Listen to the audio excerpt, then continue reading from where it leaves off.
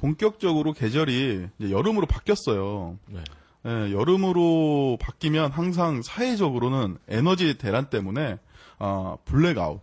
네. 네. 그리고 개인적으로는 전기료 폭탄이 이슈예요. 네. 누진 폭탄세. 네. 그래서 좀 더 스마트한 전기 사용에 대해서 좀 이야기를 나눠보려고 하는데요. 네. 네. 스마트한 전기 사용법에 대해서 함께 말씀을 나누실 신재생 에너지 전문가 에너지 팩토리의 신정현 대표님, 예, 함께 자리하셨습니다. 안녕하십니까, 대표님. 안녕하세요. 네. 신 대표님은 사실 저희가 지난 5월 달부터 계속 모시려고 했었어요. 근데, 중요하신, 네, 저희 게스트임을 오늘 증명을 하셨네요. 네, 1시즌 마지막인 10회 때.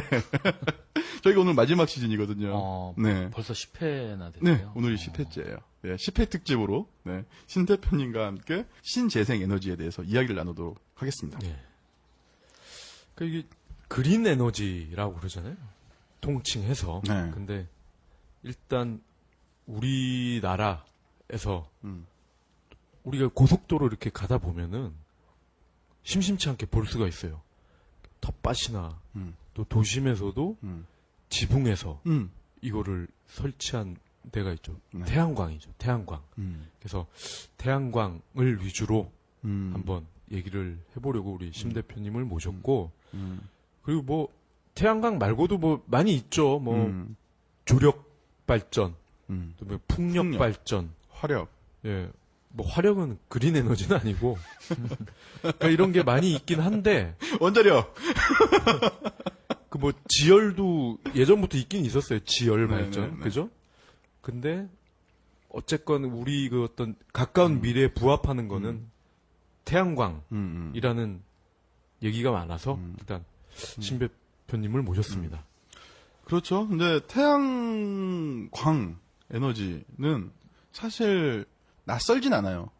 저희도 웬만한 집에는 이제 그 옥상에 번쩍번쩍 거리는 그리고 모터 비슷한 거 달려 있고, 네, 그걸 이용해서 뜨거운 물 온수 데우고, 네, 그리고 에어컨이 아니라 보일러.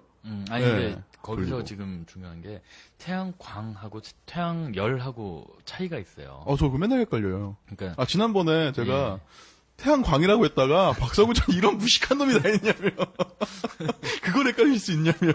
그러니까 이제 태양광은 포토볼틱이라고 해갖고 이제 그러니까 태양 에너지를 전기 에너지로 바꿔주는 거를 태양광 발전이라고 하고요. 네네. 태양열 발전은 보일러예요. 그러니까 태양열을 받아서 네.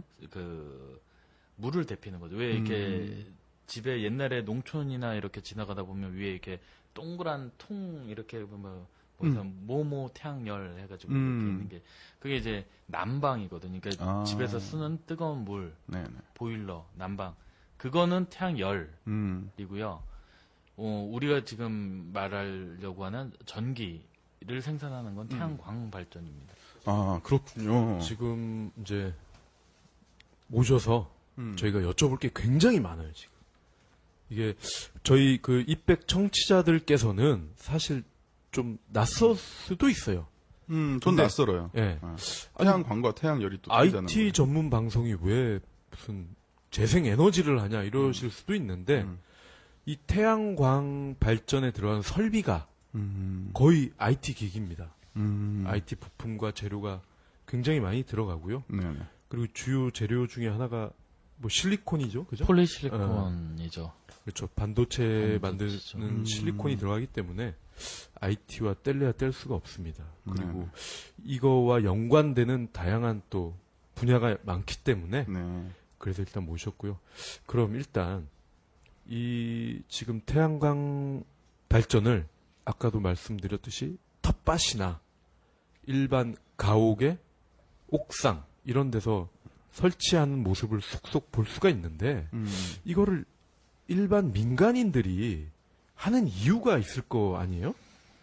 일단 제일 첫 번째 이유는 돈을 벌기 위해서죠. 돈을 번다고요? 네, 돈을 버는 거죠. 그러니까 그게 이제 가장 큰 주된 이유고 두 번째 이유는 이제 긍정적으로 이제 화석연료를 안 쓰겠다. 그러니까 전기료를 절약해보겠다는 이제 두 가지, 크게 나누면 그렇게 두 가지. 하나는 전기를 매전을 해서 돈을 벌겠다. 그 다음에 또 하나는, 전기를 아껴서 내가 내는 전기료를 아끼겠다라는 건데, 일단 민간인이, 그러니까 우리 일반인이 에너지 사업, 그러니까 전력 사업을 한다는 건 굉장히 쉬운 일은 아니에요. 굉장히 어려운 일이고, 왜냐면 전력 산업이란 건 기관 산업으로 들어가서 그 자본이 엄청나게 집약이 돼서 할 수 있는 것들 중에 하나인데, 이런 사업들이 가장 장점이 뭐냐면, 수요와 공급이 정해져 있다는 거예요. 그러니까 뭐냐면, 내가 전기를 생산을 하면 그 전기는 무조건 사주는 곳이 있어요. 정해진 가격에. 예, 거의 일정한 가격에 사주는 데가 있어요. 용팔이? 용팔이? 전파리. 전파리. 그러니까 그 전력을 구매하는, 그러니까 우리가 왜 흔히 얘기해서 한전 하는데, 네네. 한전은 말 그대로, 그러니까 전기를 만드는 회사는 아니에요. 그러니까 한국전력이라는 회사는 우리가 알기로는 우리는 한전한테 전기를 사죠. 근데 한전은 단순히, 그러니까 한전 밑에 그 발전 자회사들이 있어요. 그러니까 6개 발전 자회사들인데 뭐 그 중에 제일 큰 게 한국수력원자력, 그다음에 지역별로 나눠서 뭐 동서발전, 남동발전, 중부발전 이렇게 쭉 있는데 그 발전 회사들이 화력 발전을 하든 조력 발전을 하든 그런 발전을 해서 전기를 생산을 해서 한전의 전력거래소를 통해서 한전에다 파는 거예요. 그러면 한전은 걔네들 이제 전력거래소에서 정해진 가격으로 걔네들한테 전기를 사서 우리들한테 파는 거죠. 그러니까 네네. 예, 그러니까 쉽게 얘기하면 한국통신하고 똑같아요. 그러니까 한전은 망만 가지고 있는 거예요. 그러니까 전봇대, 철탑.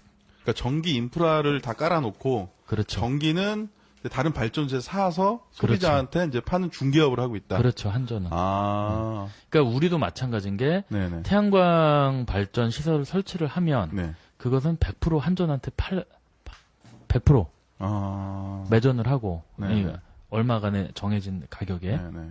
그러니까 그 일반인이 이렇게 전력 산업으로 이렇게 들어간다는 거는 사실 몇백억, 몇천억이 들어가는 사업인데 태양광은 사실 뭐 용량으로 따지면 한 뭐 돈 500만 원, 적게는 1000만 원만 가져도 할 수가 있는 거죠. 그러니까 이제 민간에서들 많이 하고 지금은 이제 보급 차원이기 때문에 정부에서 내가 태양광을 하겠다 하면은 설치비의 일정 부분을 보조를 해주는 것도 있고, 그다음에 집에다 설치를 하겠다 이러면 또 그 설치비에 얼마를 보조해주는 것도 있고, 그러니까 이제 민간이 지금 많이 하고 있는 거죠.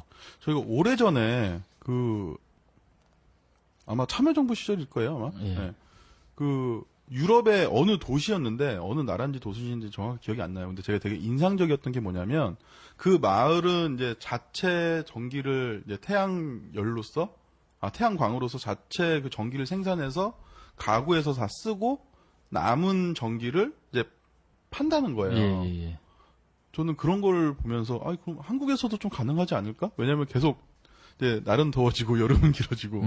네. 우리나라에서도 그런 충분히 생각을 했었어요. 가능하죠. 왜냐면 보통 한 1메가짜리 태양광 발전소를 짓게 되면 네네. 보통 한 300가구 정도 쓸 수 있는 전력은 생산을 해요. 그게. 네. 근데 그게 설치가 되는 게 한 4,000평, 5,000평 정도면 설치를 할 수 있고 금액으로 따지면 네네. 25억 뭐 그 정도면 설치가 되는데 네네.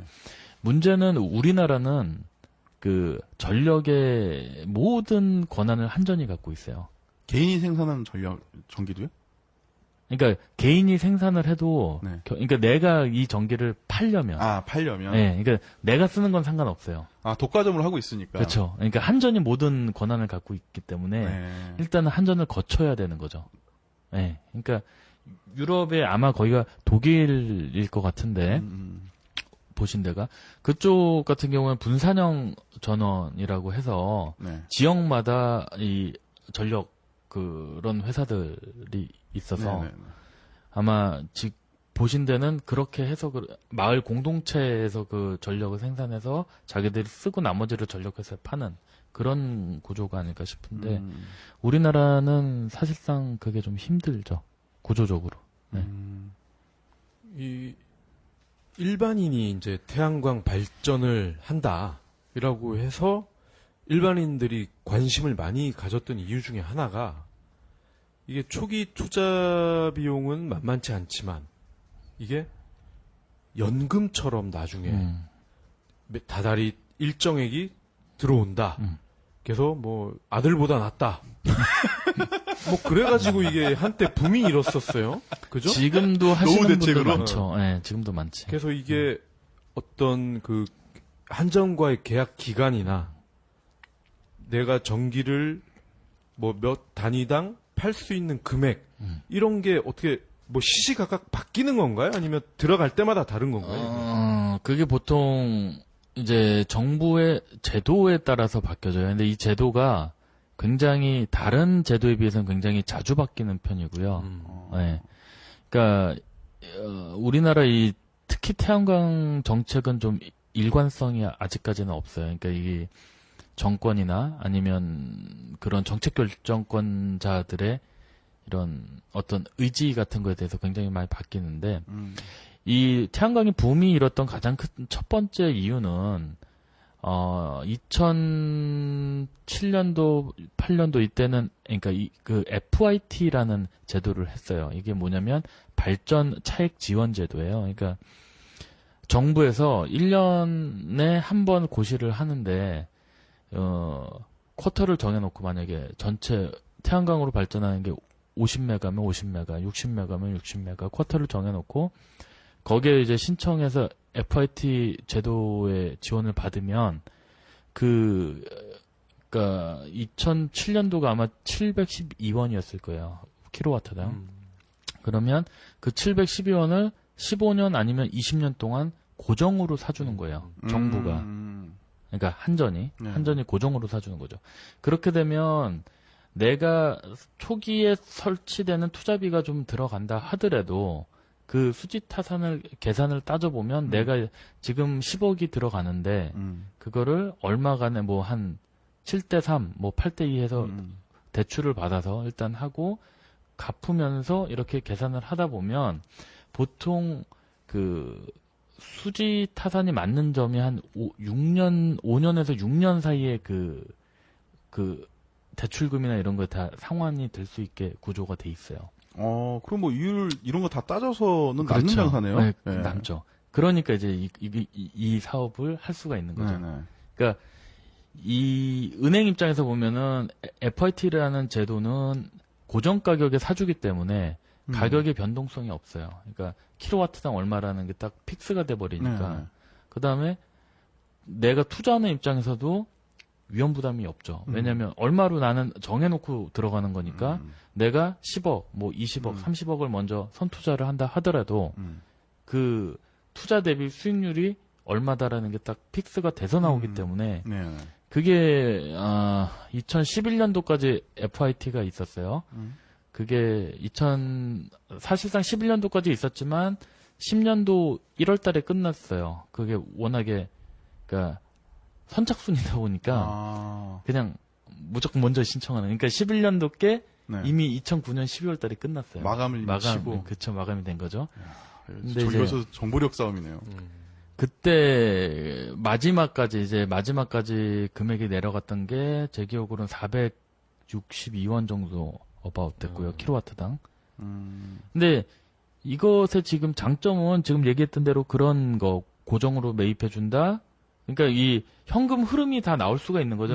왜냐면 내가 얼마에 사주겠다는 게 딱 정해져 버리니까.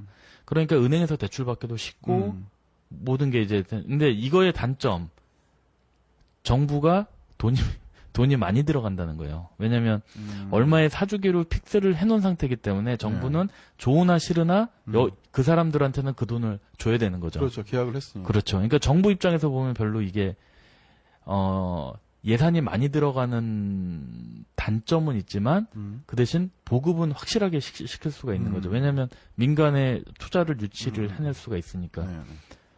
그래서 이게 지금 이게 폭발적으로 우리나라에서 2000년대 후반에 태양광이 폭발적으로 올라갔던 이유가 이제 이런 이유고, 그 다음에 이제 정권이 바뀌고 뭐 이러면서 이 제도가 RPS라는 제도로 지금 바뀌어서 지금 하고 있어요. RPS라는 제도로. 그러니까 방식은 똑같아요. 돈을 주는 방식은 똑같은데 이제 형식이 바뀐 거죠. 그러니까 뭐냐면 지금은 한전에서 다 주는데 돈을 이제는 발전 자회사하고 한전하고 스플릿이 돼서 주는 거예요. 그러니까 내가 똑같이 1000kW를 발전을 했으면 네. 지금은 한전에서 그러니까 FIT는 1000kW를 발전해서 만약에 그러니까 이게 500원이다 킬로와트당. 그러면 그러니까 만약에 1000만 원을 그냥 받는다고 치면은 지금 바뀐 제도는 발전 자회사에서 한 250만 원, 한전에서 250만 원. 그렇게 이제 나눠줘서 받는 거죠, 돈을. 그렇게 바뀌었는데 이게 좀 그러니까 문제가 좀 있어요. 그러니까 투자하는 입장에서는 이게 불확실하죠. 왜냐하면 이 제도는 금액이 픽스가 돼 있지를 않아요. 계속 변동이에요. 1년에 2번, 3번씩 바뀌어요. 그 다음에 한전에서 주는 돈은 1년에 12번 바뀌어요. 그러니까 매달 바뀌어요. 그러니까 어느 레인지는 있지만 네네. 이제 FIT 때처럼 정해진 금액이 아니고 계속 변동되는 금액이죠. 그러니까 이제 투자하는 입장에서 보면은 좀 안 좋아진 거죠. 네, 안 좋아진 아니 거죠. 뭐 횟집처럼 이제 시가로 받는 거네요, 그럼. 그때 수요에 따라서. 그러니까 전기량이 많아니까 왜 전력 대란이 생겨서 이제 예비 발전기들을 돌리고 뭐 이럴 때는 그러니까 이게 쉽게 얘기해서 한전에서 주는 돈은 그 S&P라는 개통 한계 가격이라는 금액으로 돈을 주는데 그 금액이 보통 지금 이제 평균 연평균 가격이 한 150원 정도 해요. 킬로와트당. 근데 이제 여름철에 전력 피크치나 뭐 이제 전력이 모자르게 된다. 블랙아웃이다 뭐 이렇게 되면은 그 돈이 한 170원, 180원, 뭐 200원까지도 올라가고.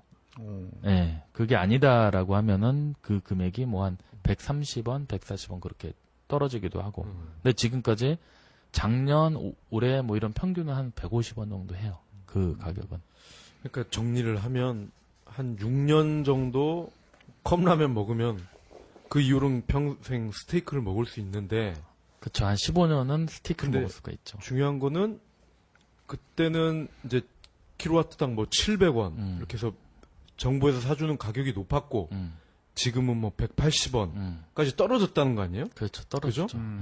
그러면 반면에 그때는 그 고정 설비가 그만큼 비쌌을 거고 그렇죠. 지금은 또 고정 설비가 많이 그만큼 싸졌을 거 아니에요? 그렇죠. 그럼 이거를 계산기를 두드려 보면 똑같아요. 지금 들어가도 뭐 나쁘지 않은 나쁘지는 선택인 않죠. 거예요. 나쁘지는 않은데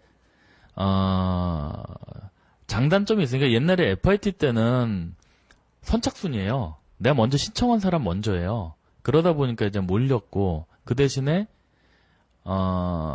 한번 선정이 되면 이제 그대로 가는 건데 지금 같은 경우는 초이스가 되게 많아요. 그러니까 뭐냐면 내가 먼저 선시공을 해서 이제 현물 시장이라는 데다가 팔다가 계약 시장으로 들어갈 수도 있고 그 다음에 금액을 정해진 금액이 아니라 이제 발전 자회사에서 주는 REC라는 이제 그 제도가 있는데 이거는 내가 또 발전 자회사한테 입찰을 얼마에 넣느냐에 따라서 또 금액이 바뀌어요. 그러니까 이게 그러니까 이 어떻게 보면 시장 그러니까 이 직영부죠. 지금 산자부인가? 그러니까 직영부 논리는 이 태양광 에너지 시장을 시장 경제에 맞추겠다. 그래서 이제 이런 식으로 이제 유도를 해서 그 관심을 끌어내겠다. 뭐 주식 시장처럼 현물 시장을 만들어서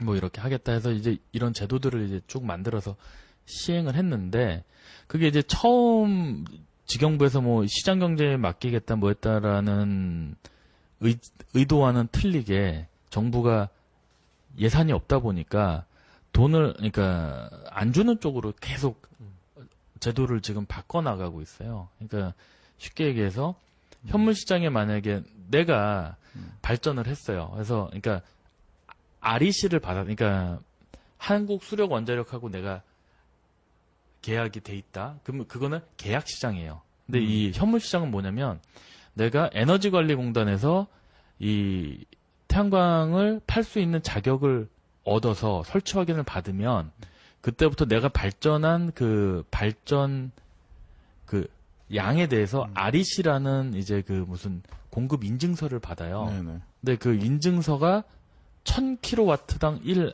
REC예요. 그러니까 그게 쉽게 얘기하면 이제 주식 같은 개념이 돼서 REC가 우리가 이제 그 팔 수 있는 가격이 보통 한 15만 원? 1 REC가. 그러면 1kg가 150원이라는 얘기죠. 근데 여기에다 또 가중치라는 걸 또 만들었어요. 그러니까 지금 이게 표로 보여드리면 굉장히 편한데 이렇게 말로 하려니까 그러니까 쉽게 얘기하면은 어부가 고기 잡아와서 수산시장에 경매를 하듯이 그런 식으로 바뀌었다는 거 아니에요? 아니 지금? 바뀌었는데 그게 이제 그런 식으로 바뀌면 진짜 긍정적으로 바뀐 건데 이건 뭐냐면 주식이라는 건 그렇잖아요. 매가가 있고 호가가 있으면 거기서 만나는 게 동시에 진행이 돼서 금액이 뭐 5,000원이다, 5,100원이다, 5,200원이다 이게 결정이 되는 건데 이거는 뭐냐면 내가 REC를 갖고 있는 내가 1000 REC를 팔겠다 이거야. 내가 발전을 해서 갖고 있다. 그러면 이거를 나는 미리 까는 거야. 그러니까 만약에 경매 날짜가 수요일이다 이러면 화요일 날까지 나는 이걸 먼저 까서 내가 얼마에 팔겠다 이거를 뭐 15만 원은 팔겠다, 14만 원은 팔겠다, 13만 원은 팔겠다. 근데 미리 나는 이걸 까서 내놓고 나서 그 다음 날 이제 발전 자회사들이 쭉 보는 거지. 아 이거 얼마에? 그러면 걔들이 이거를 사도 그만이고 안 사도 그만인 거예요. 그러니까 이거는 팔 수 있는 구조가 아니라는 거죠. 아니 그러면은 이거를 안 사면 그걸 저장을 할 수가 있어요? 개인이? 3년 동안은 팔 수 있어요. 전기를 모아놨다가. 아니, 그러니까 그 REC를 네. 내가 이거 전기를 공급했다는 인증서니까 네네. 이거를 3년 동안은 보유권이 있어요. 이거 3년은 내가 권리가 있는. 그러니까 3년 동안은 팔 수가 있는 거예요. 언제든지. 아니 그러니까 그 전에 개인이 생산한 전기를 저장을 할 수가 있냐고. 개인이. 내가? 팔려고 내놨는데 안 살 수도 있다면서요. 그렇지. 그럼 이 내가 생산한 전기를 저장을 해야 될 거 아니에요? 아니, 그러니까 그 개념이 아니고, 그러니까 뭐냐면, 전기는 이미 생산이 돼서 한전에 다 넘어갔어요. 이미, 전기, 물건은 받고. 그렇지. 물건은 다 넘어갔는데, 그걸 내가 공급을 했다는 그 증거지, 증거. 그러니까 내가 뭐, 1000kg 공급했다, 10,000kg 공급했다. 넘어갔을 때 돈을 안 준다는 거예요, 그러면? 한전은 주죠. S&P로. 근데 발전 자회사는 안 주는 거지, 그걸. 그러니까 아까 한전에서도 주고 발전 자회사도 이렇게 돈을 줄 거를 찢어서 준대잖아요. 그렇지. 스플릿으로 주는데, 한전에서 주는 거는 말 그대로 한 킬로와트당 150원 정도밖에 안 되는 거고. 그러면 1000kg 해봤자, 1 REC 해봤자 15만 원이에요. 그러니까 15만 원은 이건 그냥 무조건 다 주는 돈인데, 근데 문제는 우리가 여기서 수익을 얻으려면 그 플러스 알파가 있어야 된다는 거지. 그 플러스 알파가 결국에는 이제 발전 자회사에서 주는 그 REC 금액 대금인데 그 대금을 주는 방식이 계약 시장하고 현물 시장하고 나눠져 있다는 거예요. 그래서 계약 시장은 1년에 2번 4월하고 10월 달에 에너지관리공단에서 입찰을 봐요. 그래서 그것도 입찰을 이제 쭉 받는 거예요. 내가 얼마에 사겠다. 그러니까 내가 생산한 전기를 얼마에 팔겠다는 거지. 그러니까 뭐 아까 얘기했듯이 1 REC를 뭐 15만 원을 팔겠다. 뭐 12만 원 팔겠다. 해서 입찰을 넣어서 되면은 그 발전 자회사하고 계약을 해서 뭐 12년이면 12년 얼마 기간을 정해서 그거 안정적으로 파는 거고.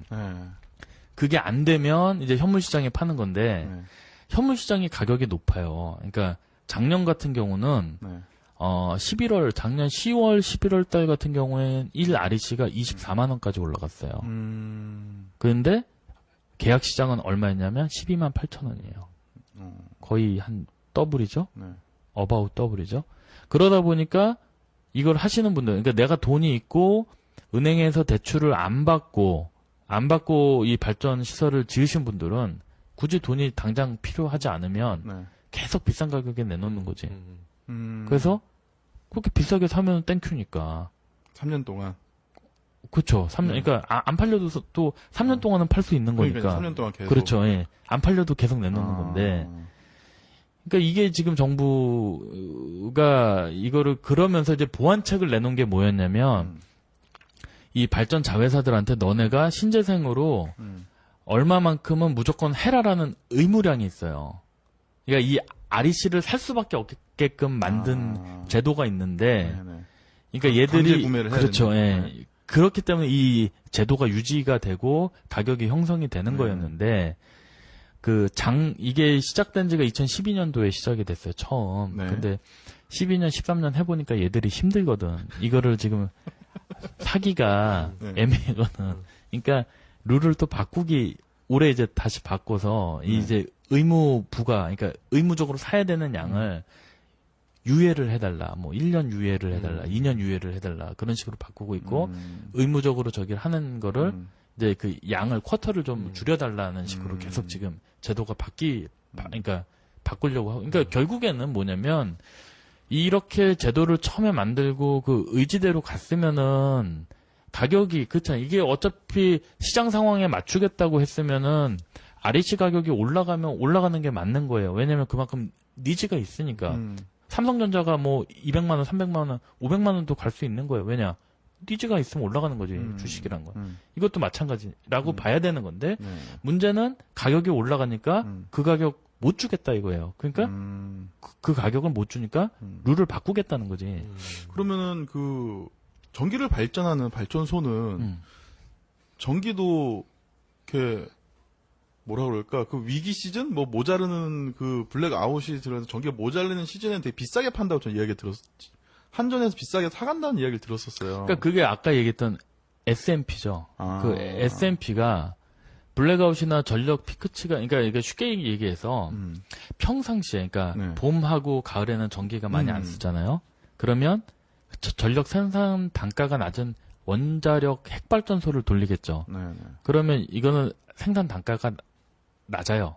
그러니까 그 대신에 이 핵발전소만 돌려서 전기가 충분하다고 하면 다른 LNG 발전이나 화력 발전이나 이런 거는 안 돌려도 되겠죠. 그러면 이거는 돌리는데 비싸단 말이에요. 그러니까 이건 안 하죠. 그러니까 이제 전기 가격이 싸지죠. 근데 이제 수요가 많아지고 피크치가 많아지면 석탄도 떼우고 기름도 떼우고 막 그러면서 이제 전기를 생산을 하죠. 네. 그렇게 되면 올라가는 거죠. 전기요금이.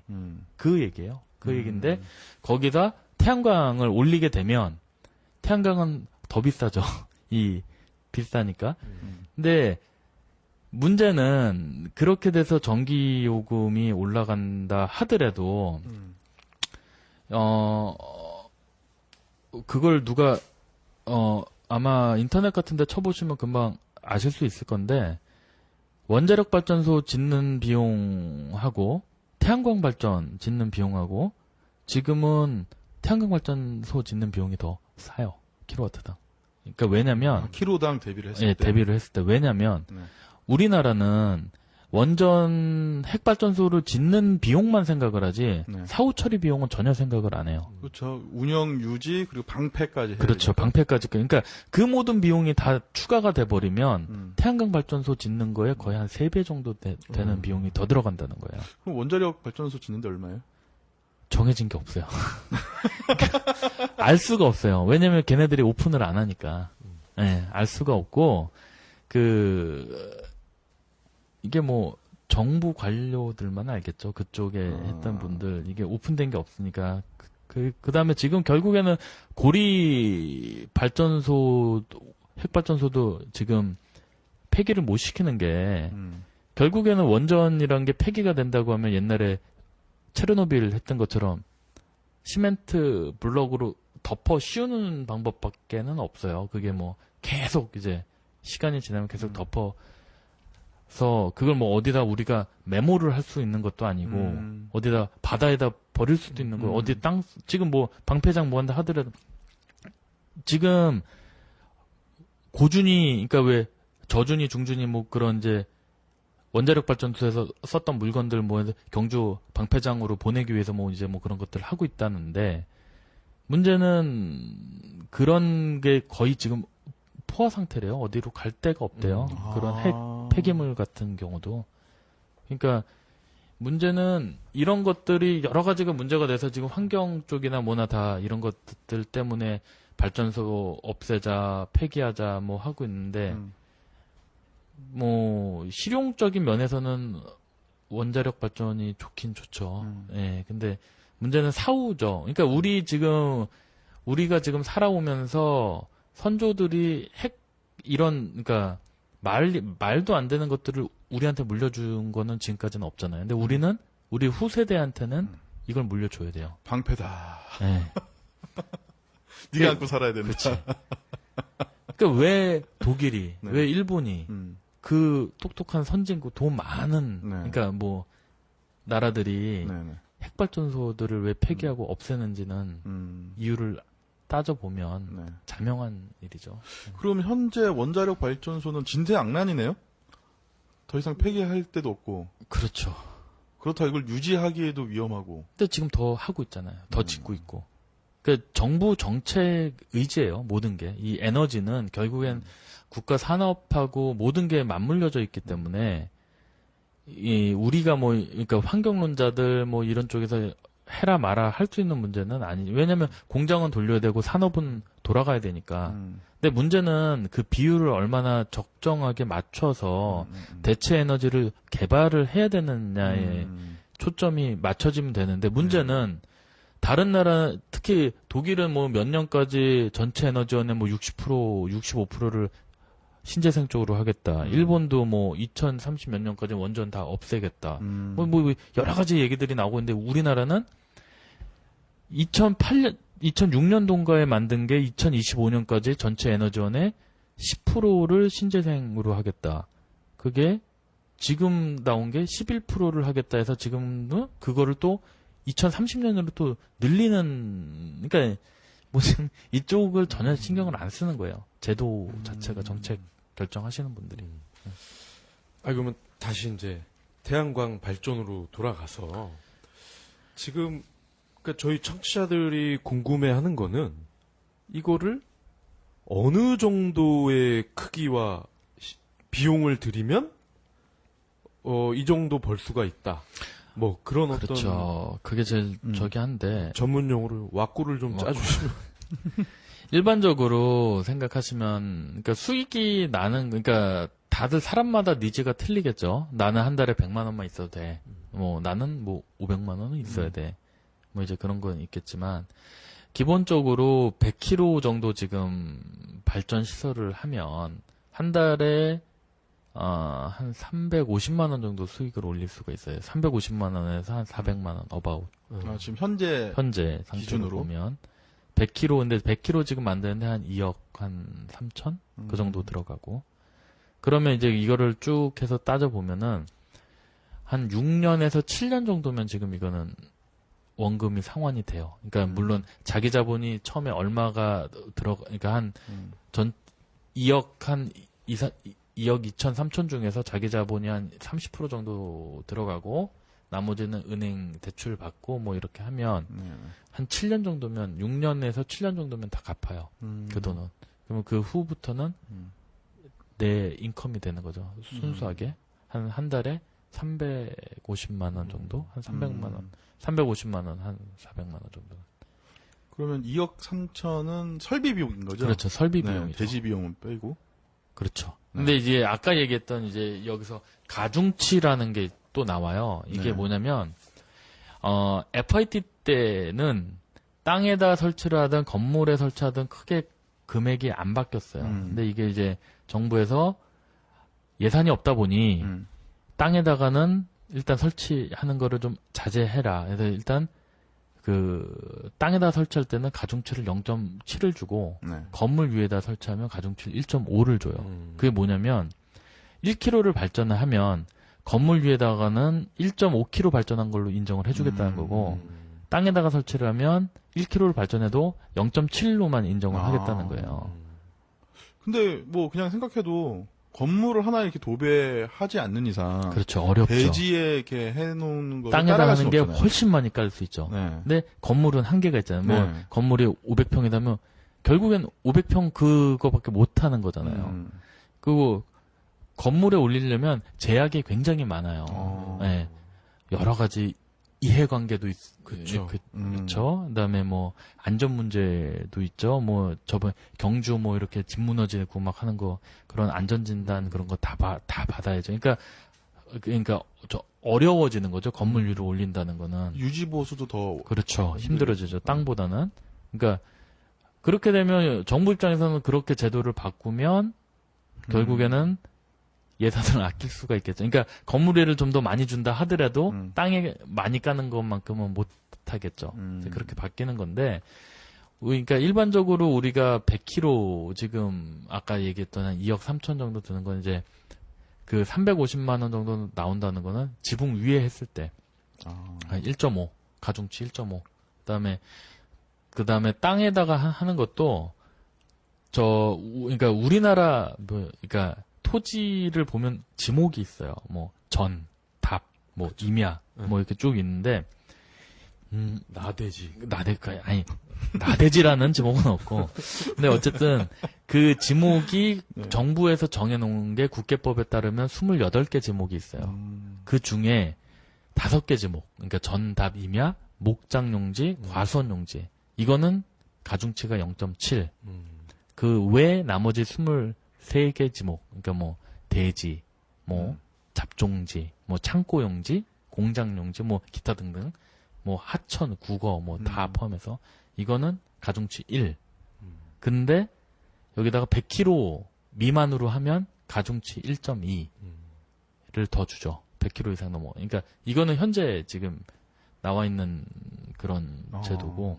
아니 그러면 그 350만 원 정도를 뽑으려면 집에다가 올린다고 할 때 지붕이 얼마나 커야 되는 거예요? 지붕이 한 120평은 돼야 돼요. 지붕이 120평이요.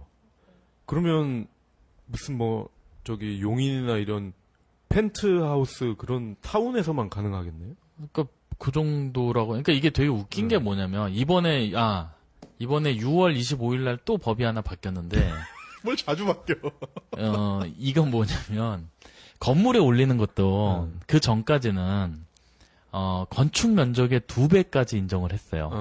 그러니까 만약에 내가 100평의 건물, 그러니까 건평이 100평짜리 건물을 갖고 있는데 여기다 올리겠다. 200평까지. 그러면 태양광 모듈이 면적이 200평까지는 인정을 했단 말이에요. 그게 줄었겠네. 뭐 옆으로 나오든 뭐 앞뒤로 나오든 그 인정했는데 이번 6월 25일부터는 이제 세 달 후에 이제 시행이 되지만, 그러니까 9월 25일부터는 어떻게 바뀌냐면 그 건축 면적 이내, 그러니까 100평이면 모듈 면적, 태양광 모듈 면적이 100평까지만. 그 다음에 처마 밖으로 나오면 안 되고.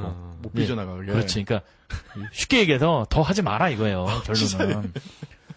그러면 이게 현실적인 어떤 그 평수를 감안했을 때 그 투자비와 월 회수 금액은 어느 정도까지 되는 거예요? 그러니까 보통 그러니까 내 돈 들여서 은행빚 이게 또 이 100kg, 200kg 이런 것들은 은행에서 대출도 잘 안 해줘요. 태양광 갖고는 이제 자기 집이나 건물 가지고 이제 대출 받아야지. 담보. 그러니까 담보를 또 인정을 안 해준다고요. 그러니까 이런 거는 이제 저희 해야 되는데 자기 돈 가지고 한다고 하면 제 생각에는 한 30kg 정도만 해도 한 달에 한 돈 100만 원은 100만 원? 나오거든요. 그럼 초기 비용은 얼마? 한 8, 9천? 1억 언더? 그러면 쉽게 얘기해서 1억 정도 투자해서 뭐 한 달에 한 100에서 150 정도 나온다 하면 6년 지나서? 아니지, 이거는 자기 돈으로 이건 내 돈으로 했으니까 순수 내 처음부터 그렇게 나오는 거지. 돈으로. 그러면 웬만한 카페나 커피숍 차리는 것보다는 이게 훨씬 낫다는 얘기죠. 이야, 이거 네. 그렇네요. 600 그건. 청취자들이 쏠쏠한 돈을 만질 수 있는. 이거는 신재생 정보인데, 테크네. 이거. 신재생 테크. 진짜 아들보다 난데. 그러니까 이게 전에는 조금 더 낫죠. 근데 이제 정부에서 금액을 계속 낮추려고 하고 있으니까 이제 그게 문제는 되지만 어쨌든 한 1억 투자하면 한 150만 원 월에 그 정도는 할 수 있다. 그러면 이거를 그 어떤 넓이 크기의 문제에 저희가 지금 얘기를 하고 있잖아요. 그럼 이거를 어떤 기술적인 걸로 어떻게 좀 더 작은 태양광 그 뭐 판이라고 해야 되나? 지별판? 집광판. 집광판? 그걸 기술적으로 좀 줄여도 더 많은 에너지를 뽑을 수 있게끔 하는 거는 어렵나요? 아니, 기술은 다 나와 있어요, 지금도. 지금 지금 뭐, 정부에서 싫어하겠지. 아니, 더 줘야 싫어하는 되는데. 것보다, 지금 왜 인공위성에 올라가는, 그, 태양전지판 같은 경우는 효율이 한 60% 돼요. 지금 우리가 일반적으로 쓰고 있는 건 효율이 한 18%. 18%?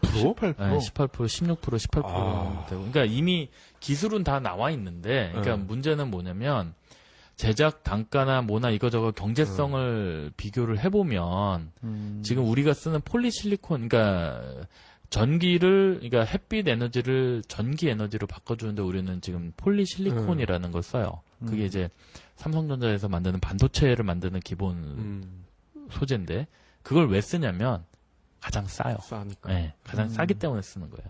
근데 이제, 그거를 떠나서, 이제, 다른 소재로 간다고 하면 훨씬 효율이 좋은 모듈들을 만들 수가 있는데, 문제는 그게 비용에서 안 맞는 거죠. 그럼 결국 태양광을 획기적으로 어떤 뭐 소비자나 공급자나 정부 입장에서 서로에게 윈윈이 될 수 있는 거는 싼 새로운 소재가 나오는 거네요, 그러면. 나와서 만약에 효율이 지금의 한 더블 정도만 된다고 하면 엄청난 거죠. 그러면 태양광 사업자들이 훨씬 좋겠죠. 근데 지금 이제 시공에 대한 이야기가 계속 나오니까 지금 이제 이걸 시공을 하려면 결국은 자가주택, 그것도 단독주택이나 뭐 이런 해도 되고 빌려도 되죠. 있는 사람들 거로. 내가 못 한다면 내가 없으면. 그러니까 왜냐면 그 빌리는데 어차피 빌리는 게 내가 생활하는 공간을 빌리는 게 아니고, 그러니까 놀고 있는 공간을 빌리는 거잖아요. 그러니까 그런 친분 관계가 있다거나 아니면 뭐 충분히 그런 관계 있다고 하면 옥상 같은 거 빌려주는 거는 크게 문제가 안 된다 하면, 아니면 임대료를 적게 줄 수 있다 하면, 아니면 공짜로 빌릴 수 있다 하면 그런 방법도 있겠죠. 그러면 이게 새로 짓는 아파트, 뭐 우리가 자주 언급했던 레미안이나 자이 이런데 처음 질 때 아예 그냥 이거 보면 멋있잖아요. 밖에서 봤을 때는 어떤 뭐 외관의 아름다움 플러스 실용성. 저도 멋있다고 생각을 하는데 또 아니 왜 63빌딩 밤에 석양 질 때 보면은 딱 그런 느낌일 거 아니에요. 근데 이제 보는 사람에 따라서는 또 이게 되게 보기 싫다는 사람들도 있으니까. 그 집광판을 집광판.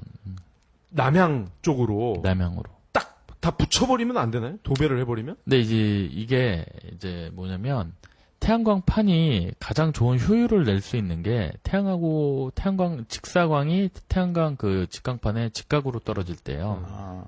그렇게 되면은 이제 그러니까 보통 한 30도 정도 각을 유지했을 때가 가장 30도. 좋은 효율을 내는데, 건물은 우리가 알다시피 이렇게 수직으로 서 있잖아요. 그러니까 그렇게 했다 하더라도 효율이 좀 안 나오는 거죠. 효율이 각을 맞춰서 남향으로 세울 때보다는 많이 떨어져요. 한 절반 이상. 그러니까 결국엔 현대차도 아니고 각 맞춰서 또 이렇게 해야 되니 또. 그러니까 각을 맞춰줘야 돼요. 예. 그러면 아파트 같은 경우는 옥상에다 올리는 방법밖에 없겠네요. 아니, 그러니까 요즘에 BIPB라고 해서 그 창문 대신에 이제 그런 태양광을 이제 창문처럼 이렇게 넣는 것도 있고 쭉 나오는데, 비용이 많이 비싸요. 그러니까 시공비 자체가 비싸고, 그걸로는 사실상 수지 타산 맞추기는 사실 힘들죠. 그러니까 지금 우리가 정부 지원 받고 뭐 하면서 돈을 벌려는 목적으로 하는 거면 옥상 위에 하는 방법밖에 없고, 그다음에 지금 얘기했듯이 뭐 레미안이다, 자이다, 뭐 아파트 위에다 올리는 거 좋아요. 근데 문제는 권리관계가 복잡해요, 아파트는. 왜냐면 한 사람 게 아니에요, 아파트는. 만약에 한 동에 집이 40개가 있다 하면 옥상은 그 40분의 1의 소유밖에 없는 거잖아요. 그러니까 이게 설치가 안 돼요. 관리비 털어준다 그러면 좋아할 것 같은데. 그러니까 만약에 그걸 아파트 위에다 설치를 하려면 아파트 무슨 뭐 입주자 무슨 뭐나 관리사무 모든 뭐 동의를 받고 뭘 해야 되고 되게 복잡해지는 것들 중에 하나고 이런 경우는 되죠. 제가 저번에 재작년에 시공했었는데 역삼동에 아파트가 있는데 아파트 한 동이 다 한 분 거예요. 그럼 되죠. 그런 거는. 네. 그런 건 되죠. 그래서 이제 아파트 위에다가 태양광 올리는 것들이 대부분 주공이나 LH공사나 뭐 SH공사나 해서 임대 아파트. 그거는 아파트 주인이 공사자. 그렇죠. 그런 데 올리죠. 올라가고 있어요? 네, 그건 올리죠. 네, 그건. 그럼 그들이 거기서 이제 전기를 팔아서 돈을 또 버네요? 팔아서 버는 방식도 있고, 그 아파트 내부 전기를 쓰는 경우도 있고, 그건 이제 사업 방식에 따라서 조금씩 바뀔 수는 있겠죠. 그래서 아파트 얘기가 나온 김에 저한테 보도자료가 얼마 전에 왔어요. 발신이 서초구예요. 서초구에서 아파트 베란다에 태양광을 설치하는 사업을 하는데 여기 희망하는 가구 선착순 모집한다. 이거를 그러니까 좀 많이 알려달라. 기사로 내달라고 해서 왔는데 여기 보면은 200에서 210와트가 65만 원 이하, 250에서 260은 68만 원 설치비가. 그리고 선정이 되면 설치비의 50% 이내인 최대 30만 원까지 지원받는다. 그리고 5년간 AS도 가능.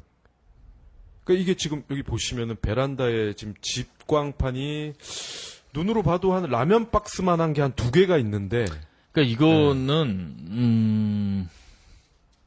이거는 굉장히 괜찮은 아이디어 하나고 이건 서초구뿐만이 아니고 서울시에서 하는 거기 때문에 서울시의 모든 구는 이런 혜택을 받을 수가 있어요. 아파트는. 그래요? 네.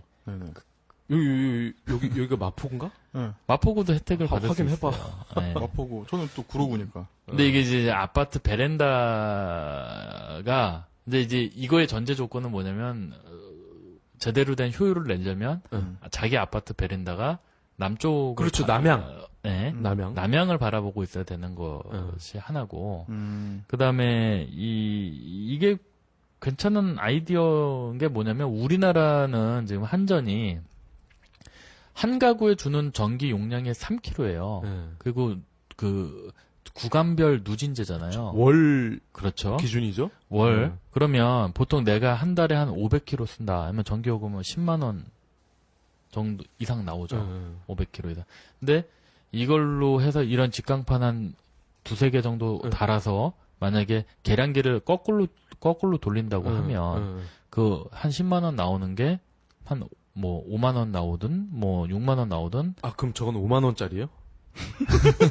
월. 그러니까 그렇게 될 수가 있는데 지금 저기 용량이 이제 210와트짜리 2장이라고 하면 250 정도 되는 것 같은데. 250와트짜리 2장이라고 하면 500와트인데 그럼 500와트 해봤자 큰 용량은 안 되죠. 그래도 한 달 가구에서 전기료 아끼는 거는 한 4-5만 원, 3-4만 원은 아낄 수 있겠죠. 많이 쓰는 집이라면. 그러니까 이게 지금 개인의 비용이 30만 원이니까. 그러니까 지금 저건 서울시에서 보조를 또 해주죠. 보조를 해. 그러니까 이게 그러니까 저는 뭐 이게 정치색은 그렇게 없지만 저게 지금 박원순 시장이 서울시장이기 때문에 할 수 있는 거예요. 왜냐면 우리나라 전국의 어느 지자체도 지금 서울시처럼 이런 태양광을 위한 행정적인 지원과 금전적으로 예산을 편성을 해서 서울시처럼 이렇게 지원을 하는 지자체는 어느 한 곳도 없어요. 그러니까 서울에 사시는 분들은 만약에 자기 아파트가 남향이라고 하면 이건 충분히 생각해 보실 만한 일이에요. 그리고 단순 계산해도 7달이면 지금 범전을 뽑거든요. 그럼요. 이게 지금 얼마나 가요? 저런 거. 만약에 설치를 하면?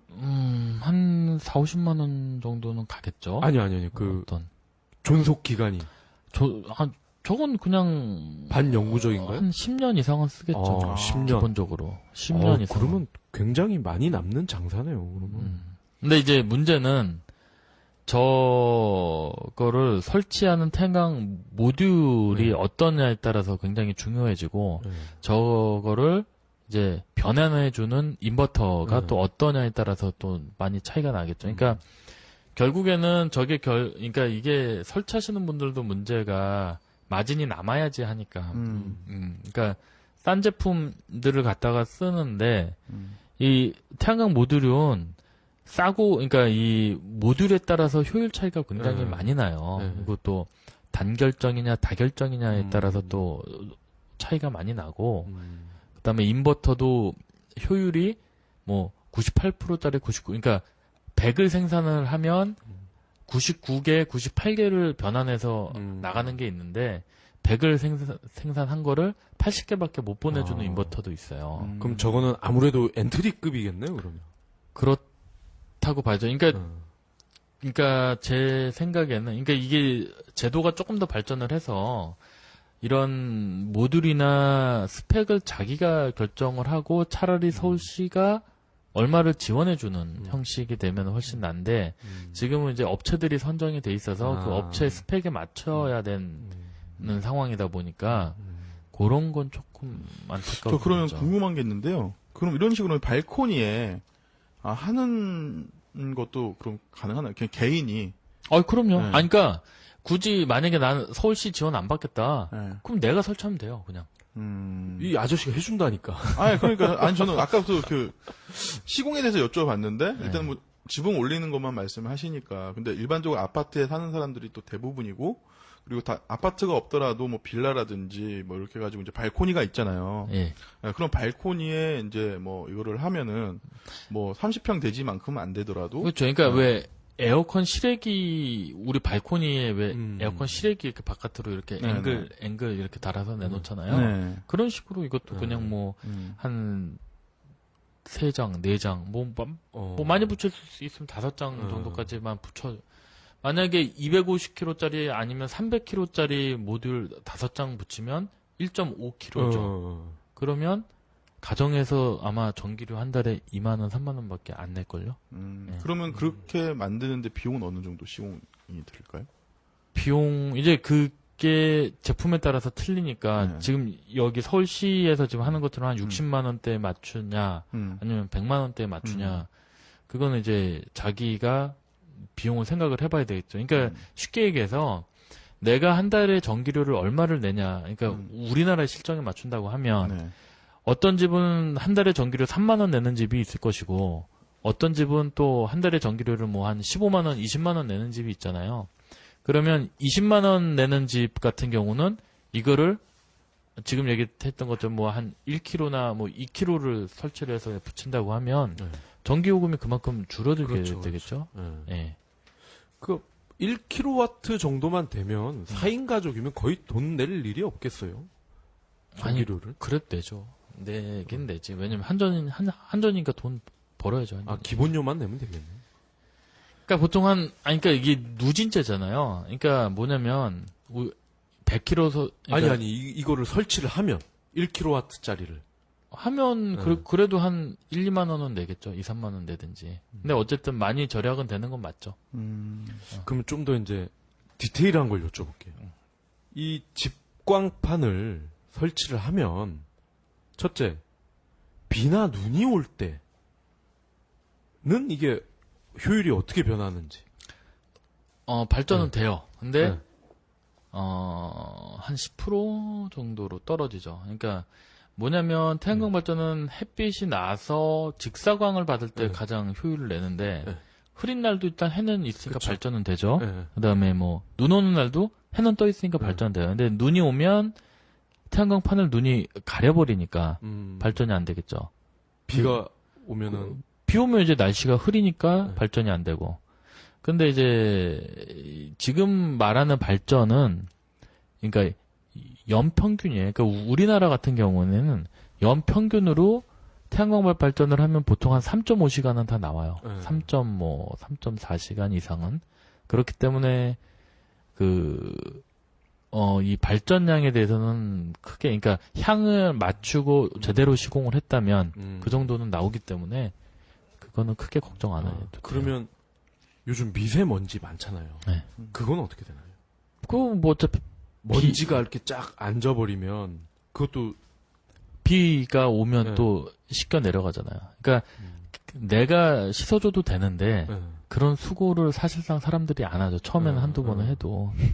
귀찮아요. 귀찮잖아요. 그걸, 아니, 만약에 그 판이 한두 장이라면 땄겠지만, 보통 한 사람 막 판이 뭐 1000개, 2000개 됐는데, 그럼 맨날 그걸, 닦고 있다고 생각을 하면, 그럼 저 만약 가정용이면 먼지 털이개로 이렇게 하면 되나요? 뭐, 그렇게 해줘도 되고. 그러니까 관리는 굳이, 어차피 눈이 오면 이 태양광 판넬이 그냥 이렇게 서 있는 게 아니라 한 30도나 뭐 45도나 각이 져 있기 때문에 눈이 오면 눈은 다 씻겨 내려가고 비 오면 또 청소되고 그렇게 보시면 되고 이제 진짜 효율을 생각하시는 분들은 이 태양광 모듈 위에 이렇게 그러니까 자동차 와이퍼에서 물 나오는 이제 그런 것처럼 이렇게 쭉 해갖고 물 뿌려주고 뭐 청소하고 뭐 이제 그런 여러 가지 이제 액세서리 같은 장비들도 있어요. 근데 그런 장비들을 어차피 하면 효율은 좋아지겠지만 투자 대비 수익률이 별로 안 좋은 거지. 그러니까 내가 그런 설치를 하면 설치비 또 그렇죠. 돈 들어가고. 또 고장나면 또 고쳐야 그렇지. 그리고 또 하나. 새똥이 떨어지거나 아니면 동네 애들이 야구를 하다가 깨트렸어. 공이 거기에 딱 맞거나 그렇게 되면 어떻게 되나요? 그건 어쩔 수 없이 깨지는 거지. 깨져버리나요? 그러니까 새똥은 상관없고 어차피 비 오면 다 씻겨 내려가니까. 근데 이제 그런 식으로 누가 뭐 소주병을 던진다거나 돌멩이를 던진다거나 뭐 그러면 깨지겠죠. 아, 물리적인 충격이 그렇죠. 굉장히 취약하네요. 아니 그렇게 강화유리이기 때문에 네. 아주 약하진 않지만 그래도 깨려고 맘먹으면 깨지겠죠. 네, 그거는 있겠죠. 그리고 또 하나. 일설에 따르면 이 태양광 발전은 전라도 쪽이 아니면 일조량이 딸려서 단가가 안 맞는다. 그런 또 얘기가 있어요. 우리나라에서 일조량이 제일 좋은 쪽은 전라도가 아니고요. 그 대구 인근이에요. 대구 인근 그다음에 영덕 뭐 이쪽. 그러니까 영덕도요? 네, 영덕 뭐 이쪽이에요. 그러니까 이 일사량이 가장 많은 지역은. 근데 전라도 쪽에 많은 이유는 뭐 이러면 좀 그렇지만 땅값이 싸서 그래요. 네. 아, 또 그런 네, 거군요. 네. 그럼 땅값 대비 나쁘진 않다. 그렇죠. 아. 그러니까 여기서 하면 10만 원, 100만 원, 1000만 원 평당 1000만 원짜리에다가 해야 되는데 전라도 가면 그거보다는 저렴하게 살 수 있으니까. 그게 땅값 때문인데 와전이 된 거군요. 그렇죠. 이게. 네. 일조량이 많은 걸로. 네. 일조량은 우리나라는 충남 이후로 그러니까 거의 비슷해요. 크게 뭐 차이지거나 이렇게 모나진 않아요, 우리나라. 그러면 그 대표님은 다 그 전국의 일조량을 한번 다 체크는 해보셨어요? 네, 다 체크하고 아니 이제 그런 기상청이나 그런 데서 나오는 이제 통계 자료 같은 것도 다 있고요. 네. 네, 다 어차피 이걸 근데 다 봐도 전국을 다 봐도요. 크게 우리나라는 모나진 않아요. 특히 서울 같은 경우도 뭐 어떤 분들은 서울이 진짜 발전이 안 된다. 뭐 3시간도 안 나온다. 뭐 이러는데 저희가 직접 설치하고 시공해 보면 서울도 3.6시간, 3.7시간 나와요. 네. 그러니까 어떤 경우에는 전라도 쪽에 설치한 것보다 서울에 설치한 게 더 좋을 때도 있거든요. 그러니까 그건 이제 복글복이고 왜냐면 날씨가 흐리고 맑고 하는 게 이게 통계적으로 어떻게 맞출 수가 있는 부분은 절대 아니거든요. 네. 그렇게 생각하시면 될 것 같아요. 달빛은 안 되죠? 아니, 사일러문! 늑대 인간도 변하게 하는데, 달빛이. 이건 안 되는구나. 근데 너무 징중했어. 한 번씩 웃어줘야 돼. 맞아요. 네.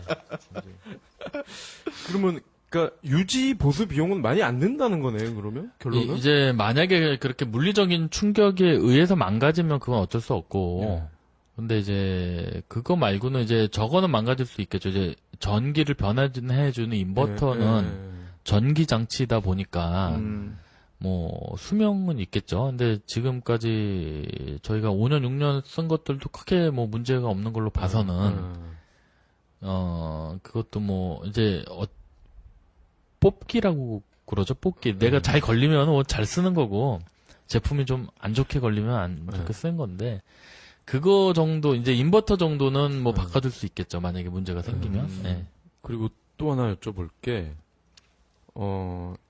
이 형광등이나 헤어드라이, 어떤 뭐 토스트 이런 거를 만약에 내가 집광판을 설치해서 거기서 나온 전기를 쓰려면 별도의 어떤 뭐 기구가 또 필요한가요? 파는 목적이 아닌 내가 쓰는 목적이라면? 쓰는 목적이라면 그냥 쓰시면 되죠. 아니 그러니까 전기 이렇게 지금 우리 콘센트 꽂듯이 아니 그냥 콘센트에다가 꽂아서 쓰면 되죠. 그럼 그 콘센트는 어디다 연결을 해요? 그냥 콘센트에다 개념이 이제 저건데 지금 아까 얘기했듯이 이 지금 베란다에 이거 한 거 있잖아요. 이것도 이걸 해서 여기서 연결해주는 조그만 인버터가 있어요. 이거를 그냥 가정 콘센트에다가 그냥 꽂는 거예요. 네. 우리 왜 캠핑할 때 뭐 그렇지. 선 딱 당겨갖고 하는 그런 거예요, 그러면? 그러니까 꽂는 거고 우리는 전기 쓰려면 우리도 똑같이 플러그에서 꽂아서 쓰면 되고. 네. 그럼 220V가 콸콸콸. 네, 그렇게 나오는 거죠. 네. 업이 되는 거죠, 전기. 그럼 이거를 파는 목적과 쓰는 목적을 같이 하는 사람들은 이게 그럼 따로 있는 거네요, 그러면? 이걸로 해서는 전기를 못 팔아요. 그러니까 이걸로 해서는 전기를 못 팔고요. 그러니까 우리나라에서 전기를 팔려면 아까 우리가 한참 얘기했던 FIT나 뭐 했던 것처럼 발전 사업자가 돼야지만 전기를 팔 수가 있어요. 법적으로.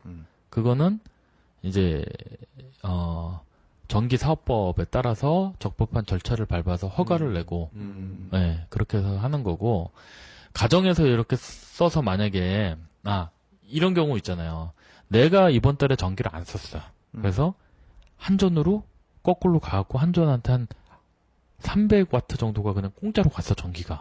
그럼 나는 한전을 벌어준 거잖아요? 근데 그건 그냥 그걸로 끝나는 거예요. 한전 좋은 일 그렇지. 시켜주고. 네. 그러니까 팔 수가 없어요. 전기 사업자가 아니니까. 네, 아니니까. 그러면 그 전기 사업자로 이렇게 하면은 네. 어차피 그 사업자 등록증은 이제 과세가 되겠죠. 그렇죠. 그러면 과세율은 얼마나 돼요? 이게 또 업종마다 다 틀리잖아요, 과세율이. 과세율은 똑같아요. 그러니까 부가세 똑같이 내고요. 네, 그 다음에 그거에 대해서 이제 또 법인이면 법인세 낼 거고 개인이면 종합소득세를 내겠죠. 그건 이제 세무서에서 정해진 과세 뭐 부가율에 따라서 또 낼 거니까 그건 똑같이 사업자로 보시면 돼요. 그리고 또 간단하게 여쭤볼게. 아까 그 강화유리 말씀하셨는데 우박이 떨어지면 어떻게 되나요? 지금까지는 괜찮더라고요. 그러니까 그래요? 어느 정도 충격에는 견뎌요. 어느 정도 충격에는. 야구공만한 우박이 떨어지면 작살이 나겠지. 그러면 작살이 나겠지. 근데 뭐 조그만 거 뭐 이런 거는 뭐 태풍이나 강풍. 이제 그거는 이제 그 태양광 판을 잡아주고 있는 구조물이 지지물이 얼마 하중을 견딜 수 있는 정도로 이게 설계가 됐느냐에 따라서 그거는 이제 정해지는 부분이고 뭐 보통 기본적으로 35m/s 이상은 할 수 있도록 되니까. 그러면 그 직광판 자체는 온도가 어떻게 되나요? 표면 온도가? 많이 올라갈 때는 한 80도까지 올라가죠.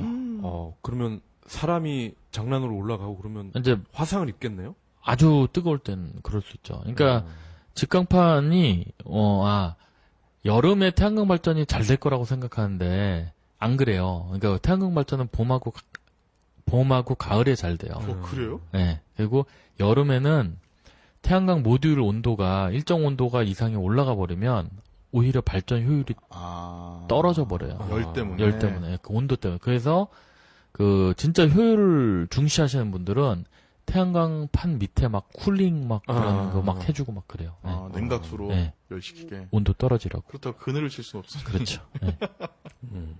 그런 기능성 뭐 이런 장비들도 많이 나와 있어요. 그러면 이제 뭐, 좀 재미가 가미된 질문을 드렸었고, 다시 좀 진지한 걸로. 예. 제가 아까 지금 서초구 자료를 보여드렸는데, 요즘 또 쏠쏠하게 오는 게, 해줌이라는 오픈 마켓이 또 있어요. 태양광 주택을 대상으로 하는 오픈 마켓이 있어요. 그게 이제 기자분들한테는 오픈마켓이라고 해서 이제 언론은 또 그렇게 나가고 저희 같은 시공업체한테는 시공업체 모집합니다. 그래서 저희한테도 메일을 보내요.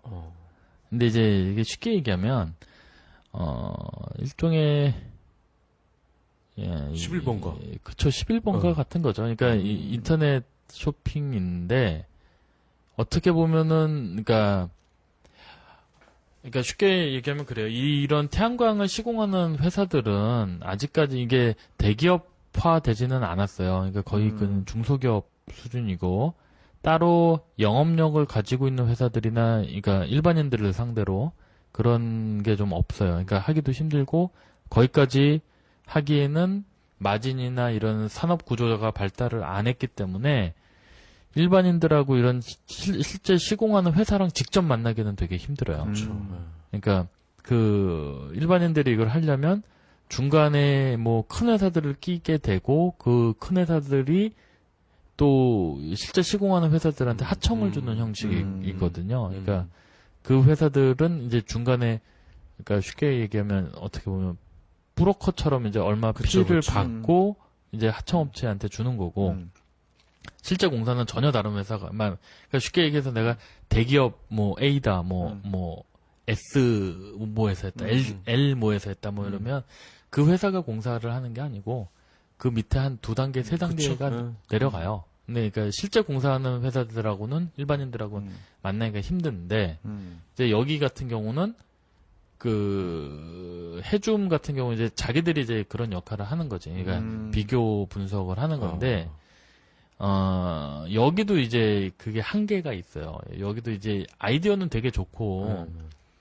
그 참신한데 이제 문제는 현실하고는 좀 안 맞는 거지. 그러니까 현실은 결국에 기업이 이런 걸 하려면 결국엔 마진이나 돈을 많이 벌려는 목적에 의해서 하는 건데 이렇게 가격이 오픈돼 버린다. 아니면 뭐 그러니까 가격 경쟁으로 지금 이걸 붙여서 이게 홈페이지 들어가 보면 뭐 얼마인데 제품들이나 뭐 거기 나와 있는 뭐 태양광 모듈이나 제품들을 보면 그렇게 좋은 제품들은 아니에요. 예.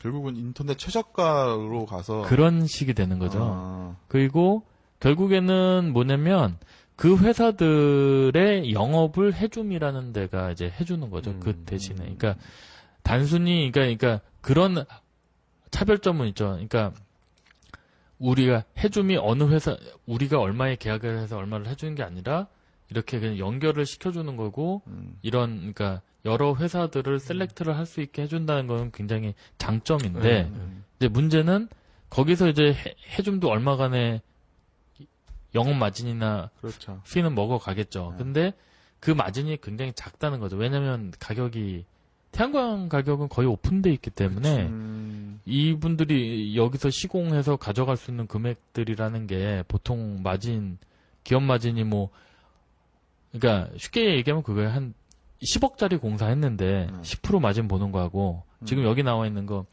뭐 500만 원, 뭐 600만 원, 590만 원, 60만 원 거기서 10% 마진, 15% 마진 받자 한 뭐 60만 원 뭔데 그거는 보통 하루 일당 2명 하루 일당밖에 안 되는 마진이에요. 근데 그걸로 AS 뭐 3년, 5년 해줘야 되고 뭐 해줘야 되고 그런 식으로 따져본다고 하면은 안 맞겠죠.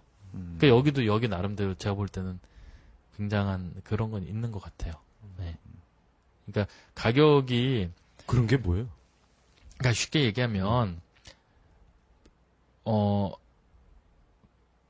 벤츠 뭐 그런 얘기 해도 되나? 그러니까 벤츠나 BMW 타는 사람하고 티코 타는 사람하고 근데 이게 똑같은 차예요.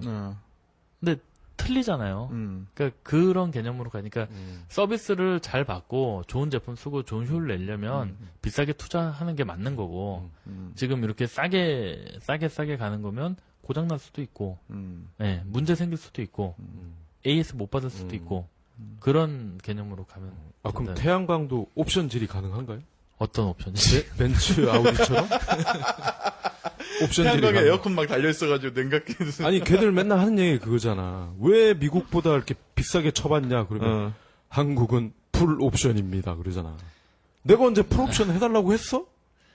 근데 걔들은 그 명목으로 차를 막 1,000만 원, 2,000만 원씩 비싸게 받는 거예요. 이것도 뭐 그렇게 주문한다고 하면 할 수 있겠죠. 근데 이제 문제는 태양광 같은 경우는 인풋 아웃풋이 정확하잖아요. 그리고 내가 얼마 투자해서 얼마 내가 전기 절약하고 하는 게 투자하기 때문에 결국에는 최저로 설치를 하고 운용을 해야지만 내가 최대의 수익을 뽑을 수가 있는데 그 최저라는 개념이 그러니까 AS나 뭐나 다 포기하고 단순하게 하다가 한 3년 5년 쓰다가 망가지면 만약에 망가질 수도 있는 거예요. 그럼 망가지면 그걸로 뭐 해서 추가적인 비용을 내가 내고 할 것이냐 아니면 그래도 제대로 된 제품을 좀 써서 문제가 생기더라도 그 워런티를 받을 것이냐 그거는 이제 소비자의 몫이겠죠.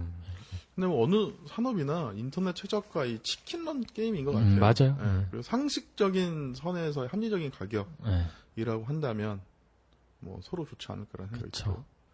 그리고 이 한때 그 테마주 중에 하나였잖아. 태양광이. 태양처럼 뭐, 떠오르는 테마주였죠. 한화도 있고 LG도 있고 뭐 삼성도 있는데 굉장히 뜨거웠어요, 그죠? 네. 그러다 쫙 거품 빠지고 요즘은 어떤가요? 좀 일단 삼성은 태양광 시장에서 완전히 철수했고요. 네. 네, 그 이재용 상무가 이제 저희 되면서 그러니까 삼성이 태양광에서 무서웠던 이유는 뭐냐면 지금 수원이나 기흥에 있는 삼성전자 공장이 지금 반도체 만드는 공장을 그 설비 한두 개만 추가하면 태양광 모듈을 만들 수 있는 공장으로 다 바꿔버릴 수가 있어요.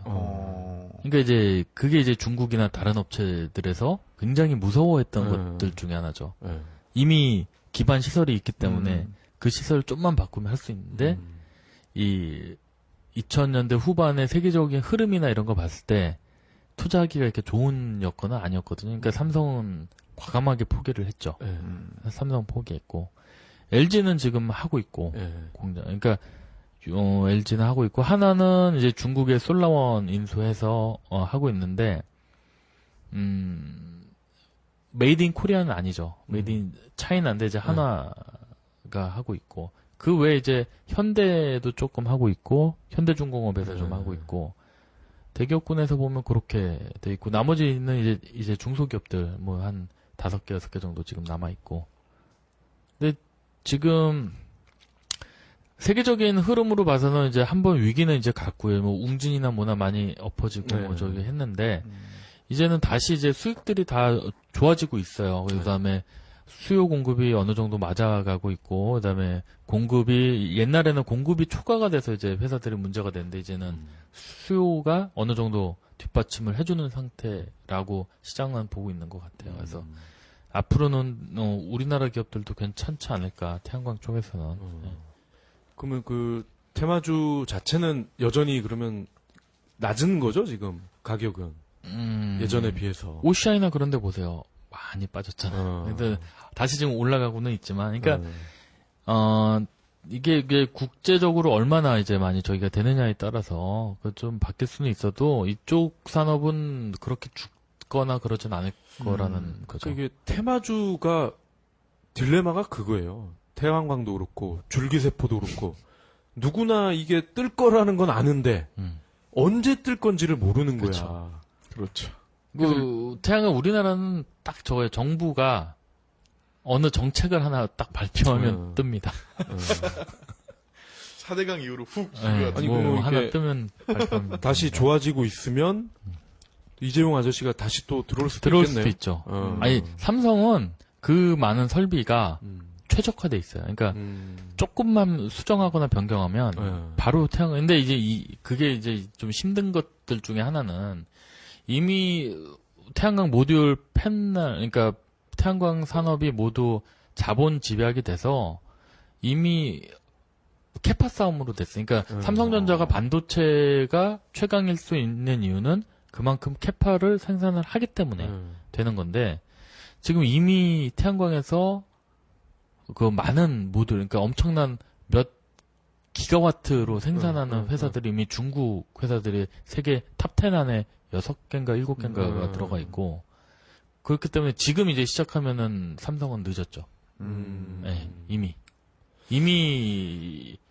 다 나눠져 있어요. 이미. 그래서 점점 좋아지고 있다고 해서 제가 한화를 좀 찾아봤어요. 여기를 보니까 글로벌 통틀어서 태양광 분야 수직 계열화를 이룬 몇 안 되는 곳이더라고요. 보니까 뭐 아까 솔라원 얘기 나왔었고 지금 뭐 큐셀, 케미칼, 뭐 이런 데서 뭐 웨이퍼 만들고 셀 만들고 모듈까지 다 실리콘까지. 그래서 발표한 걸 보니까 내년에 1,000억 영업이익이 예상된대요. 그럴 수 있죠. 그러면 이제 한화 주식 사도 되나요? 글쎄요. 아직 그러니까 세계적으로 팔리는 거에 비하면 사도 되는데 국내 시장만 본다고 하면은 근데 뭐 글로벌 영업을 그러니까 하는 글로벌 것 같은데. 영업하면 하나 하면 좋죠. 그럼 사도 되겠네. 그거 이제 각자의 판단에 맡겨야죠. 애널리스트는 아니잖아요. 네. 왜 이걸 왜 자꾸 강요를 하는 거야? 애널리스트들은 잘 몰라 오히려. 걔들은 뭐 주가 띄우고 뭐 이런 역할을 하기 때문에 오히려 잘 모르고 이 현업에 있는 전문가들 말이 더 정확해요. 아니 하나는 어쩌다가 이렇게 수직 계열화가 됐어요? 이제 저거죠. 김승현 아저씨 지금 깜빵 힘들게 지금. 근데 이제 그걸 잘하니까 하나가 차세대 동력을 찾다가 이제 태양광을 한 거고 우리나라 모든 기업에서 태양광에 대해서 부정적인 노를 했는데 하나는 투자를 했고 그 와중에 전 세계 이제 뭐 독일의 큐셀이나 중국의 솔라원이나 적정한 시기에 엎어졌고 하나는 또 그걸 싼지 비싼지 모르겠지만 한때 인수를 했고 그런 과정들이 이제 집중을 한 것 같아요. 그래서 그런 것들 중에서 이제 하나 하다 보니까 웨이퍼도 해야 돼, 뭐 셀도 해야 돼, 조립도 해야 돼. 그러니까 하나씩 이제 다 만들어진 거죠. 그러니까 하나 같은 경우는 만약에 이대로 돼서 시장이 살아난다고 하면 엄청난 시너지, 지금까지 하나 화학이나 뭐 이렇게 돼서 회사가 커왔던 거와 더불어서, 그러니까 삼성이 이건희가 들어와서 삼성전자가 만들어졌던 것처럼 지금 하나가 만약에 그렇게 터질 수도 있겠죠? 여기서 이제 또 개인 음모설을 하나 또 제기를 하면 요즘 하나에서 제일 잘 나간 놈이 이태양이거든? 얘가 지금 일선발이라고 한화에. 하필 이름이 태양이네? 이게 모종의 김승현 아저씨가 얘를 개명을 시켰나? 그럼 뭐야. 지금 몇 등인데, 한화가 지금. 꼴찌긴 한데, 얘가 나오면은, 삼성도 잡어, 얘가. 빅뱅의, 태양은 뭐. 걔는 하나랑 관련이 없잖아. 그리고 B는 태양을 피하고 싶었다는데. 이태양이 갑자기 잘하더라고. 하나는 뭐. 이게 진짜 말씀대로 대박이 나면, 이태양과 김태균이 또 짭짤하게 재미를 볼 것 같아요. 광고도 많이 찍고. 그럼 마지막 질문 드릴게요. 저희 지금 꽤 오래 달려왔는데 지금까지 저희는 이 전기를 만드는 쪽만 얘기를 했잖아요. 이거를 자동차나 어떤 노트북 같은 일상용품에 접목할 수는 없나요? 그러니까 지금들 많이들 연구하고 있는 게 전원을 태양광으로만 이용한 비행기도 나왔고요. 그래서 태양만 받아서 이제 달리는 거, 뭐 핸드폰, 뭐 캠핑 도구 같은 경우에는 되게 많아요. 그러니까 왜 캠핑차 트레일러 같은 거 위에다가 태양 이렇게 해서 전기 쓰는 거, 뭐 하다못해 뭐 그런 거, 뭐 핸드폰 충전 아까 얘기했던 뭐 자동차도 이렇게 위에다가, 그러니까 이거는 무궁무진하죠. 무궁무진한데 이 태양광의 가장 큰 단점이 해가 없으면 안 된다는 거죠. 그러니까 이제 앞으로 개발돼야 될 것들이 2차 전지나해서 이것들을 그러니까 충전시키고 그다음에 저장하고 그런 쪽이 앞으로 더 많이 개발이 된다고 하면 이쪽은 아무래도 그러니까 지금 이제 태양광보다는 기업들도 2차 전지 쪽이나 연료 전지 쪽으로 많이들 개발을 하고 있고 그쪽이 더 큰 블루 오션이라고 지금 생각을 하니까 결국엔 그 우리가 흔히 얘기하는 배터리 기술이 얼마나 더 발전하느냐에 따라서 이런 태양광이나 뭐 여러 가지 산업들도 같이 크지 않을까. 효율과 저장의 문제만 해결이 되면 정말 이거는 애플을 능가하는 그런 혁신적인 기업이 근데 이제 나올 것 문제는 같아요. 거기서 애플 지금 얘기했지만 결국엔 애플도 옛날에 우리나라가 했던 MP3 아이리버 결국엔 기술은 다 개발해 놓고 포장을 못해서 망가지는 그러니까 소프트웨어가 안 돼서 망가지는 그러니까 이쪽도 보면 지금 굉장히 기술이 개발되는 것들이 굉장히 많아요. 근데 그것들을 어떻게 우리 생활하고 접목하고 포장하고 디자인하느냐 그게 또 하나의 큰 숙제인 것 같아요. 그러니까 이쪽에서 보면 야 요런 건 진짜 괜찮다 뭐 괜찮다는데 이걸 이제 우리하고 어떻게 맞추는 게 굉장히 힘든 것들이 많아요. 네. 그런 것만 잘 되면 대박치는 아이템들도 충분히 나올 수 있죠. 자동차에만 이게 제대로 달려서 기름을 안 넣을 수만 있다면 인류가 낳은 최고의 부자가 되지 않을까. 당장 지금 테슬라 이런 데서도 아마 그 특허를 사려고 바로 달려올 거예요. 아유, 아무튼 이렇게 긴 시간 동안 태양광에 대해서 설명을 해줘서 정말 감사합니다. 아닙니다. 지금 허기지시죠? 배고파요. 장시간 동안 그 신재생 에너지 그에 대해서 이제 설명해 주신 에너지 팩토리 심정현 대표님과 함께하였습니다. 마지막으로 뭐 저희 청취자분들이나 거기 출연하셨던 소감. 아니 저는 이런 드릴게요. 방송이 처음이라 뭐 없죠? 뭐 여기 하나도 왔는데. 없네요. 뭐 그냥 뭐 이렇게 말하는 거네요. 뭐 그냥 얘기하고. 좋네요. 좋고 잘 됐으면 좋겠어요 이 방송도. 뭔가 이제 가면 갈수록 성의가 좀 떨어지시는 거예요, 멘트에. 얼마나 잘 되나 보자 뭐 이런 것 같아요. 네, 이제 저희 시즌 1 200 10회 마치도록 하겠습니다. 뭐 마지막으로 한마디. 또 시즌 2에서 네. 다시 또 더 쌈박한 아이템으로 찾아뵙도록 하겠습니다. 네, 그렇다고 합니다. 예, 고생하셨습니다. 예, 고생하셨습니다. 네. 감사합니다.